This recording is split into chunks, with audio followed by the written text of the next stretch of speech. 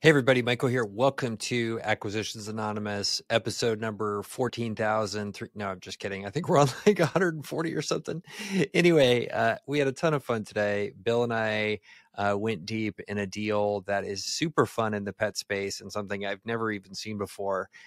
It's actually a consulting and educational service where people come in if they want to learn how to start a pet-based business. So if you want to be a doggy daycare owner or work in different kinds of dog training or cat training or whatever, you come to these folks that run this business.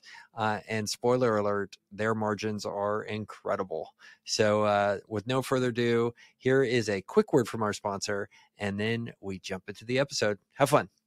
Hey, Michael here. Want to talk to you about today's sponsor for the episode, which is CloudBookkeeping.com. So Cloud Bookkeeping is actually run by my neighbor, Charlie. So I've met him in person and can attest that he's a real human being and a good person. And what Cloud Bookkeeping does is offer a full suite of bookkeeping services, all in the cloud. For you around QuickBooks and other technologies that you're using as a small business owner. So if you're interested in getting the bookkeeping part of running a business off of your plate and focusing on running your business, Charlie and his team are one to call.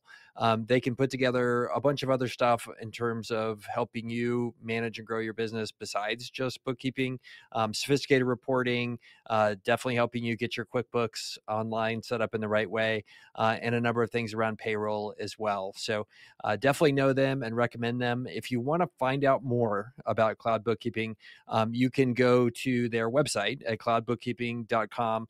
Reach out to Charlie. I know many of you have, and see if he can help you make your running your business easier and more fun by letting them help with a lot of the bookkeeping solutions. So, and when you call, mention this podcast. It would help us and help Charlie know that we're supporting him as well. So thanks a bunch, and cloudbookkeeping.com as the sponsor for today's episode. All right. Okay. So we got a killer deal here. So this is like, I think we talked about this before the show. This is writing like 14 different micro and macro internet trends. So you're going to read it, Bill? I'm going to read it. All right. This one's cool. I saw this and I said, we got to cover this on the podcast. So the header is B2B Internet Business in the Petcare Vertical. Huge margins, training and advisory services for pet care companies, parentheses, groomers, sitters, trainers, daycares, and more. So this is a website closers deal. And it says the company has discovered there's large demand from entrepreneurs that are eager to launch pet-related businesses. If there's one thing Americans truly cherish, it's their pets. About 70% of U.S. households, or about 90 million families, own a pet. So basically, what this business offers, it's no surprise these entrepreneurs see potential for great success in operating pet care businesses. That's given this consulting firm an expanding client base eager to learn the best techniques for operating in the pet care service industry, which has been growing for the past 3 decades with over 30,000 service providers in the U.S. alone.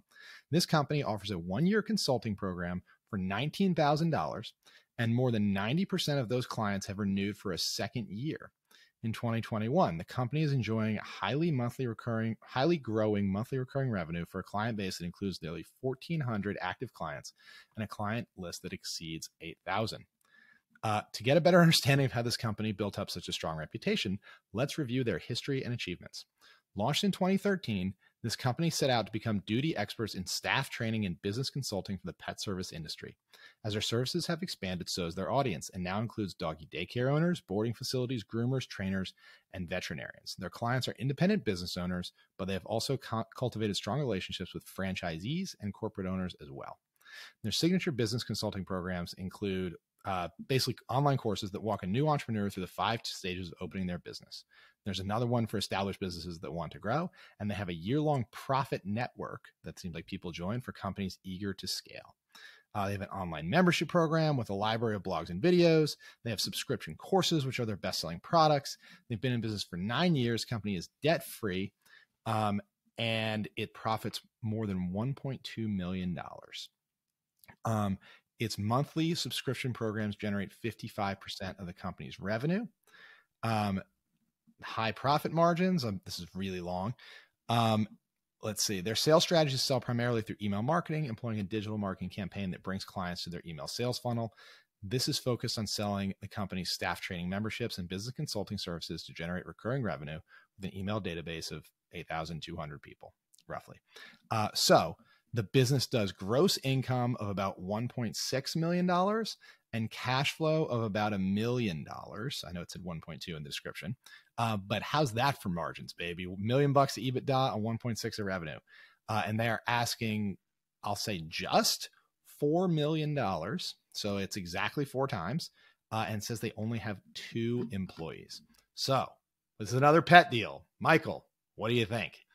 Okay, so let me make sure I understand exactly what this business is, because this is a new one to me, which that says something. I've looked at a lot of businesses.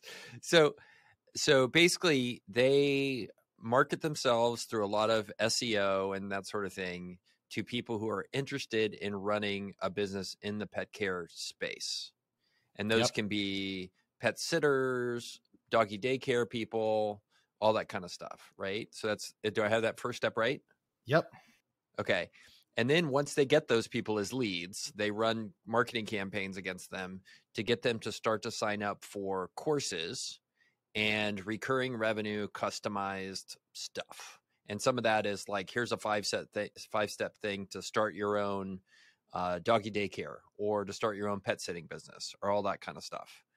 And then at the end, they have some sort of profit network for companies eager to scale. And I guess that's capitalized, so it must be some kind of thing. Yep. I think that's like the trademark. So this says for like existing companies. So this is what I love about this business. They've got I want to start a pet service business, but then they're also like, well, there's a ton of them out there already. We need a program for people who already have one and want to get bigger. So they got an offering for that too. Yeah. Well, and you got to like that, because there's a lot of businesses, and I'm in some, where it's like, there's no recurring revenue. It's like you're eating what you kill, to use kind of the laws of like the Sahara language. But in this case, like, they get you open, and then once you're established, they also start to sell you stuff to help you keep growing and be successful over time, which that's kind of beautiful. Like, I love that aspect of it. Yeah. It says their 1-year consulting program is offered at $19,000, and more than 90% of those clients renew for a second year. That's pretty freaking killer. What I can't really tell, and I'm sure it's probably both, like they talk about it in some sentences as a consulting business and in some sentences as an online course business. Like, let's be honest, the best online courses are kind of half consulting, half courses. You get to talk to them once a week. There's this whole continuum from, on one end, like self-serve, self-paced, you watch the videos, whenever you want, all the way up to like one-on-one coaching and consulting at the other end. And you kind of turn the dial between how much interaction you get. You pay more money, you get more interaction with live human beings in between. Yeah. Well, I think we've talked about it. Mirko and I are building a course for holdcos, because I'm sick of answering questions for free about holdcos for people. And that's one of the things we've kind of debated, like how much of it should be just like self-service. And then how much of it is like, okay, like how much of my time is involved? Because that's the other reason, like some of the cohort based stuff, like this can be pretty good, and I like teaching and stuff like that, but I didn't want like a 5th job. It doesn't sound very good to me. So anyway, I think that's a good point. And also that maybe I apologize if I just started plugging my course. Please buy my course. I need the money. Well, what you got to do is you got to productize it, right? Like you can buy the base level, you just watch the videos. You buy the mid level, you get put in a cohort. This is why courses like launch on a date and then close, and they put everybody in a cohort. They all get on Zooms with you. And then there's like the maximum, which is like you get all the videos, you get to be part of the cohorts, and you get weekly calls with Michael. Weekly call. Oh, so like, you scale like the weekly calls. I like that idea. Yeah. So you can do that. Like Michael's on the weekly call with 10 other people at once, or there's like the Cadillac where it's like one-on-one and like they've paid you enough that you're happy to do it. Mirko's taking notes right now. That's what I love about Mirko. Mirko is coin operated. If you start telling Mirko how to make more money, he's taking notes. All right. And this is why I'm a terrible guru, because I just gave you all that for free. And everyone else listening. No, I think it's super genius. Yep. Super genius. So this business, so like let's get back to this business, right? This is classic AA. So all right, so these guys what I love about this is they saw, pretty early, actually, it says they started in 2013, and they saw a trend, which is pets are coming, right? Everybody's getting pets. There's been massive, massive growth in pets in the United States. We've talked about it on other episodes. And they basically said, hey, let's sell picks to the minors, essentially, right? Let's sell courses. There's going to be a ton of people wanting to get into this industry. Let's help them do it with a service-based business at bonkers margins with B2B customers, which means you can charge more, right? That's where they're making $1 million a year. I will say, like, I love everything about the business model. Do you think this business should be bigger, Michael, than $1.5 million in revenue? It's really interesting. No, I don't. No? Yeah, I mean, I still think there is just such a small percentage of people that are capitalized well enough to even have, like, let's say you're going to get in the pet sitting business. That's their average client value is 851 for lifetime client value. Like most people don't have that kind of money. And then there's just this whole percentage of people that just like, they refuse to go pay for help. maybe I'm in that bucket too. But I think I'm kind of excited. I'm kind of surprised it's actually as big as it is in terms of that. I feel like this should be freaking giant. I mean, I have seen behind the curtain of some online course businesses that are printing $10 million a year of revenue in nichier things than this. I mean, this is every dog walker, every pet anything in the United States. If you want to open a pet business like this, that's your market. Sure. Okay. I mean, their email database is only 8,300 subscribers. Like my email mailing list has more than that. And all I do is post on Twitter. Are you making $1 million a year EBITDA on it? You should start monetizing. These guys are pretty good. Plus or minus $1 million. Yeah, I think that's a great point, Bill. Like, now that you talk about it, like, why isn't this bigger? Because this, like, 4,700 monthly visitors to their website, like, that's not much. That's like a bad tweet. Yeah. Yeah. So I am falling more in love with this business as we do it, right? Because the margins are great. It's in an awesome industry, right? With big tailwinds. A lot of people want to get into this industry. And it seems like it started in 2013, right? So I'm going to go out on a limb here and say, like, they seem to be semi-digitally savvy, but this is probably not like guru level, like full on big Twitter following, like digital marketing scale. Like this business, I just think this business should be bigger, right? Yeah, not everyone is capitalized to open a doggy daycare, right? I don't know how much the build out is, $1 million or something. A lot of people are capitalized to like start your own side hustle as a dog walker. Like, here's how to use wag.com. Here's how to like do it, $99 self-paced course. You got to segment out the market. I would think if, I don't know what this business, we didn't sign an NDA. I don't know what this business is. If it has a good brand and a good reputation in the marketplace, you could buy this thing and stratify it out, right? All the way down from $99 one time to the $19,000 one-year course that they're selling right now to even more, right? That includes, we fly out, help you pick a location, whole thing, it's $100,000, right? And you freaking nail it. You could stratify that market. This business should be way bigger. Yeah. You should also be, by the way, Michael, you've got up, I love this. You should be selling franchises in this business and 100%. Getting a kickback, right? I mean, there's just a million ways to monetize beyond just the course fee. I'm still kind of lost. I mean, I haven't seen where they are on this. I'm looking on the first and second page of Google, and I was like, well, maybe I can guess which one it is. And it's not here at all. Which kind of makes sense, right? They only have 4,700 like website visitors a month. I mean, the other thing that's just like, I think a stupid simple way to like to turbocharge this, like get on Twitter, become pet business guy, and just start writing threads about pets, like in the pet business. Like I think it would kill just like car dealership guys killing and car dealership guy, Nick Huber, self-storage. Like that's exactly how you do this business, but with cute dogs. The cute dog. I mean, Nick is cute, but he's not a dog. He does, like I looked at my headshot and I just specifically chose one for Twitter and social media that was very kind of happy, like huggy. It is interesting to see what kind of poses people choose. And Nick, who I love because he's just such a unique personality and a really nice guy, chose blue steel, right? And it's just like, but when I put my potential headshots out on social media, I was like, hey, give me some feedback.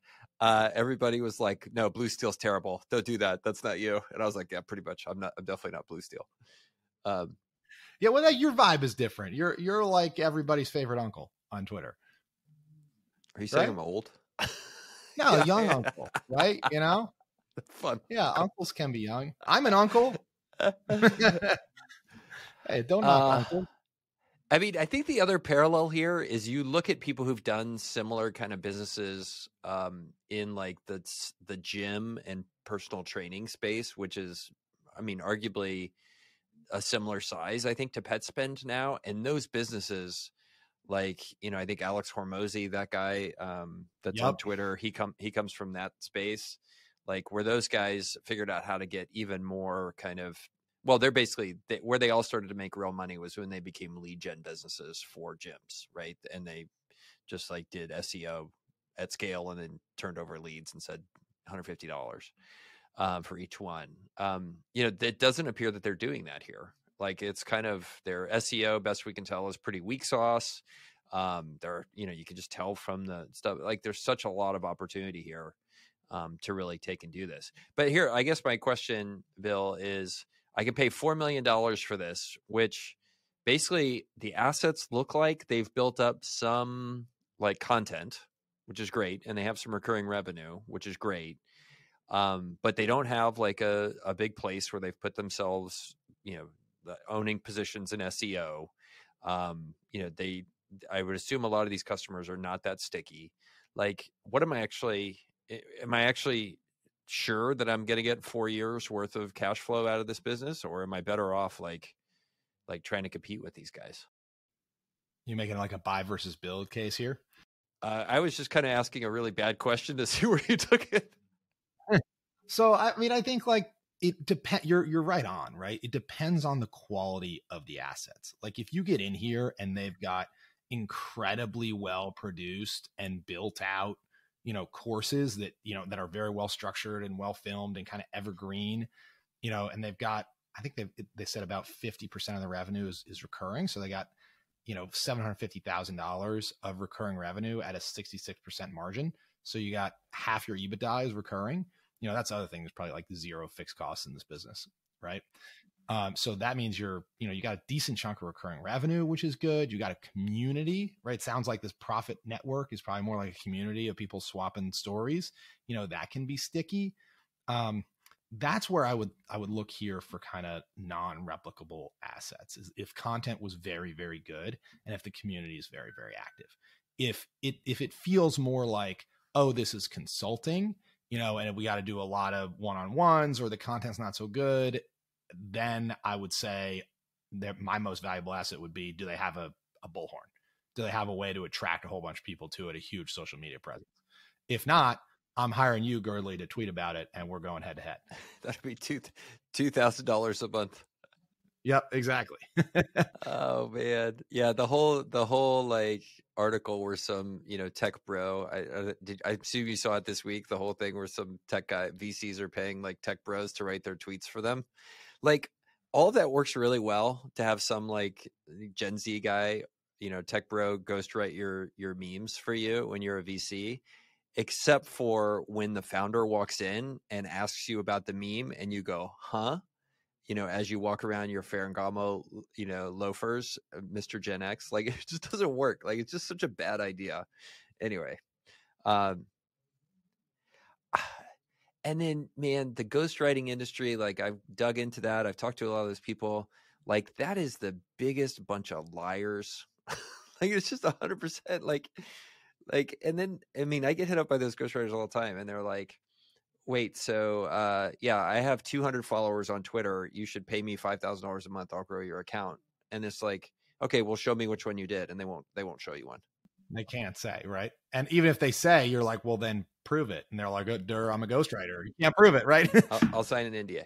Or call me when you build your own account up to one that matters. So, man, there's just so much opportunity to grow it. So I guess the question is, why haven't these guys done it? Because the stuff we're laying out here for growth, like better SEO, better social media presence, like we're not seeing the strong social media presence. I mean, it's not, if they say they have a strong social media presence and then their website gets 4,700 monthly visitors, that is not a strong social media presence. Let's be clear. The broker says it's a strong social media presence, yeah. right? Oh yeah, this is website closers.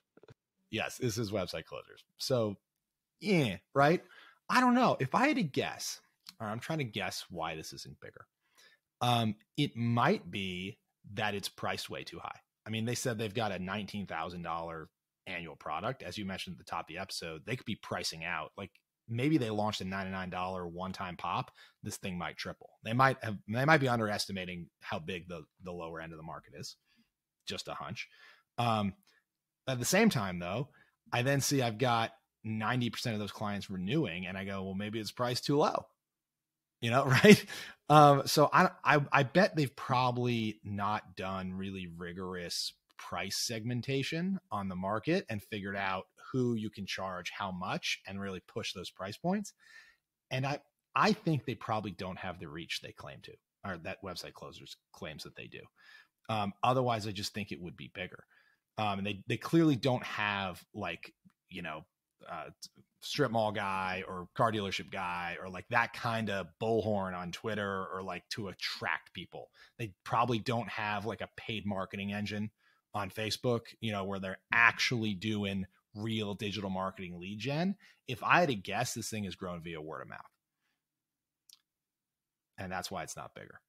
Yeah. So great. I mean, a great sign. If you go in and you're somebody that wants to own that top of funnel, like you could really do well with this. I think you could. The question is, do they have assets that are worth $4 million, or should you just go compete with them? One thing I did pull out of here is they seem like they have a network of coaches. It says today, the coaches who are part of their training programs are current owners of or have owned their own pet care facilities with professional certifications in the pet care industry.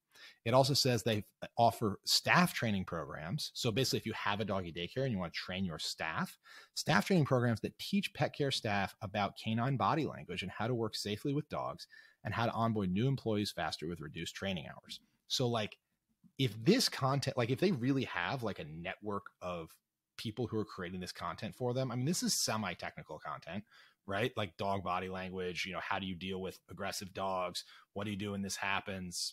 All that stuff. I don't know that I could just like pop in front of a camera and make this content. To compete with these guys, you're going to need to source the experts, pay them, film it, like, this isn't like how to start a business online where like I could just like hit record and boom, here we go. This feels a little bit more technical. You might even need some veterinarians. You might, you need people with cred here. So there might be a moat in the content. That would be the thing I was focused on. In the end, I think this business is actually pretty fairly priced. Like, I don't feel like it's too high. I don't feel like it's too low. I don't feel like it's a screaming deal based on what I know, but digging into it. Oh, what are you saying? Oh, so yeah, so I agree. So actually that is the biggest red flag about this business to me. Because it's website closers who, let's just say they're a little sensational. This is going to be the most meta explanation ever. I'm very excited about this. I see where you're going. Go ahead. So it's website closers. So it's a broker that that knows how to sell. Let's just say that, right? And website closers typically sells e-com businesses. They sell e-com businesses all day long at 4 times cash flow.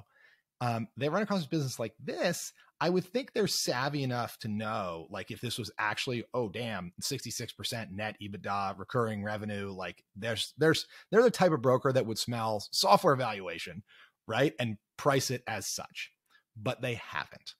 Right. So, either one of two things. When I see a deal that's mispriced like this, I go, okay, like one of two things is going on. Either the broker doesn't know what they're doing, which happens sometimes, right? You get an unsophisticated broker that's working outside their industry. They don't realize what they've got and they price it low. I don't think that's the case here, given that it's website closers, right? And they are professional business sellers, with full throated lungs, right? I think they know something that says this is worth 4x. I'd like to find out what it is, but it seems too cheap for as good as the description reads, if you ask me. I love that analysis. I think that's a good place to close on this one. If somebody digs into this one in the audience, please let us know. I think it's a great find, Bill. Super, super interesting business. And like, man, just so cool how many businesses I feel like I'm running into in the last month where it's like 2 million in revenue, 1.2 million in profits. Like there are so many cool opportunities out there. And, every time I'm involved in a business doing 20% EBITDA as a percentage of revenue, I'm like, this sucks. No kidding. Or dude, try an inventory-based business that has working capital on top of that. Oh boy. Damn. At least you're online. It's crazy. So you bring something up, and I think this is interesting because I agree. I am seeing more. You don't see them all over the place, right? But it feels like I've seen a little bit more of these, as you mentioned. I wonder / kind of think this is a trend that will continue, right? And more and more remote work drives this, right? The gig economy drives this. The internet and technology drives this. The more automation and the fewer humans in the United States who are in huge salaries that you can have, right? The better your margins get. The more you can automate the business, your incremental, your marginal cost goes to zero, right? And that was classically true of software, but I think you're starting to see it apply in some other places now, technologically enabled in a way that it hasn't. And I think that's a trend that'll continue. 100%. I love it. All right, guys.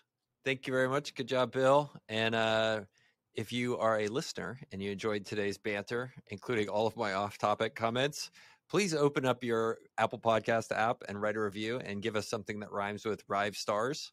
And we would really appreciate it as we continue our never-ending quest to not only break even, but be the #1 entrepreneurship podcast in the world. I don't know if that's a shared goal, Bill, but I think it'd be awesome. We should win. Whatever winning is, we're going to do it. That's right. All right. See y'all next week.